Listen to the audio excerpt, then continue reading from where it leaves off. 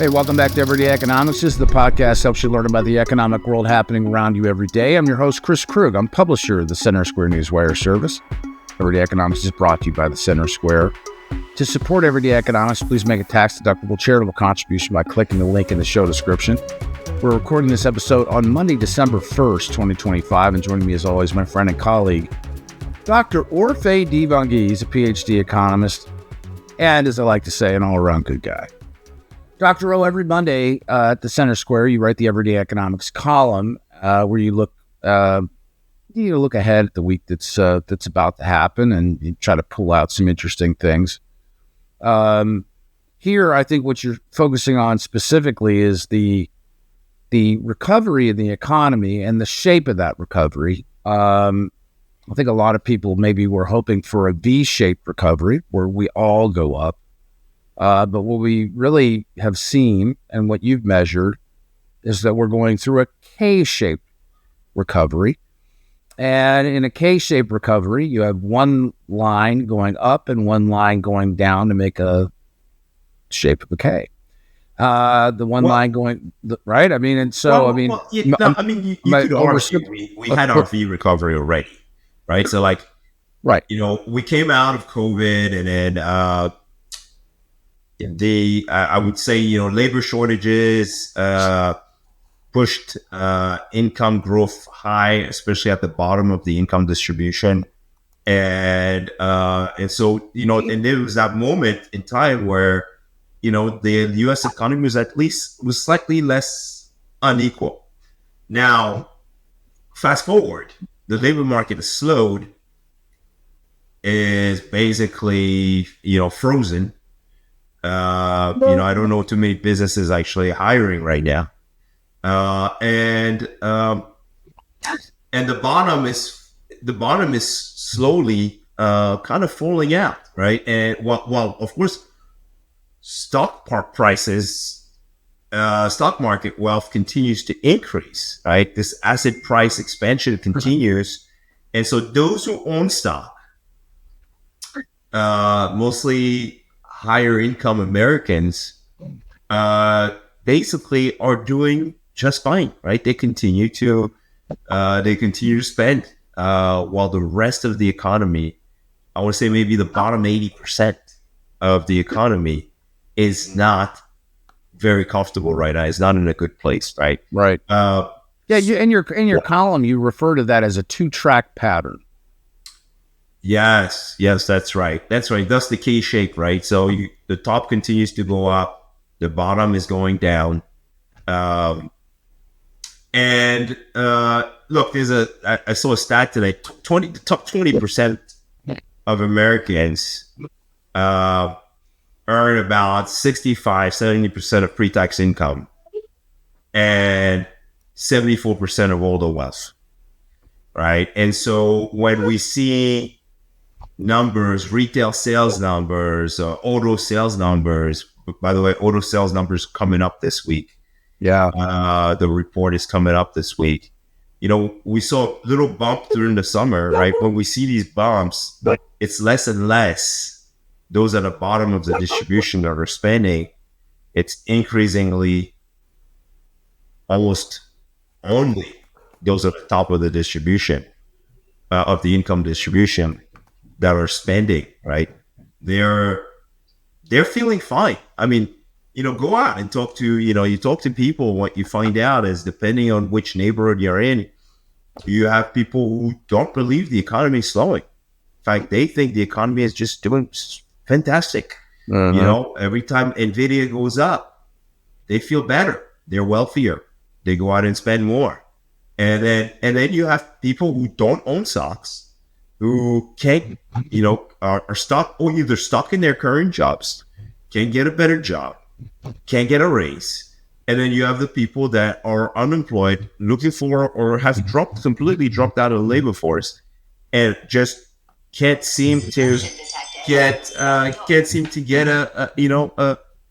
any help, right, in the labor market. Job prospects have dwindled, income growth is slowing. And it's being felt by the bottom 80% of the income distribution. Yeah. Well, I mean, so let's just talk about that. So, I mean, you covered a lot of ground there. I mean, the auto industry in your column this week that you wrote, that the summer bump is somewhat gone. What does that mean for those people that are out there that are maybe thinking about buying a car right now? Is now a good time to find a quote unquote deal? Yeah, I think it is actually. Because demand has slowed so much. You're looking at new car prices are basically flat on the year-over-year basis. Yeah. Then you have the tax credits for buying new American vehicles. That's helpful, right? So it is a pretty, if you can afford it, then yeah, it's you as a customer, you're in a good place. You're in a good place right now. But the problem is, of course, the reason car prices are not rising is because most people just can't afford to go out and buy right now, except a small group, right, of Americans at the top of the income and asset distribution. Well, let me ask you. So, yeah, I mean, I don't think that there's any question that that we're hearing from people that things are harder out there in general. I don't think that story is absent from what you'd hear anecdotally and what's being reported in the news. I mean, I think that that's a pretty common refrain. However, we just went through, like, as we're taping this, it's quote unquote Cyber Monday. Today's like one of those big spending days where prices are presented in such a way that everything looks like a deal if you're buying it online. But Black Friday came and went, and MasterCard said that Black Friday spending was up 4.1% from a year ago, and the retails and the just retail sales in general, not adjusted for inflation, jumped by 10.4%. So, what's going on? I mean, did people just kind of save for this period and then kind of went bananas, or what?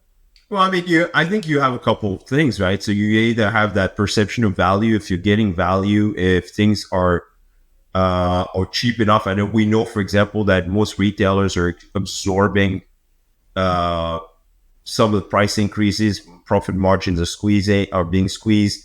If as a consumer you're feeling like you're going to get some value, then you go and do it now, right? But ultimately, I think most of the spending comes through the top, and then you also have things like buy now, pay later programs now that are on the rise, right? Because of the fact that a lot of consumers just can't really afford to do this and to keep that going. So it's not likely to be sustained. It's kind of this one-off. Call it the consumer's last hurrah. And going into the holiday season, try to get the discounts as much as you can. Try to get as much value as you can. Is basically what's going on right now. Is there anything else specifically that you want to touch on from your column? I mean, you wrote about, sort of what to watch this week. Auto sales. You called out. You said the ISM services report. There's been what amounts to be a PMI slowdown. And then manufacturing still in contraction. Yeah. In October we got a little bump up, but September we were basically right there on the line between contraction and expansion territory, and that slowed a lot, right? If you remember the past couple of years, the services sector had been booming and was not anywhere close to slowing down. Things have changed a lot. The employment survey, the employment index, is in contraction territory and remains there. Businesses are not expanding. They feel gloomy about the near term of the U.S. economy, and that's I think that's problematic. We're seeing it everywhere, right? We're seeing it everywhere except in AI related stocks Uh-huh. and large tech companies, and even those companies are doing well, but they're not hiring. In fact, they're laying off workers, right? And so that's kind of the big picture. If you own those AI stocks, then you're fine. And if you don't, then you're getting left behind. Mm-hmm. Well, I appreciate your thoughts as always. We're going to come back and we're going to talk about the Fed. There's a big Fed decision next week. And we've got a show coming up where we're just going to talk about the I guess it would be like sort of the artisan or the rare sneaker economy, which is something that we've sort of never done before. Make sure you read Orphe every Monday at the Center Square. For Orphe, this has been Chris Krug. Subscribe to Everyday Economics wherever you get your podcasts and listen to us each week on the Center Square Radio Hour.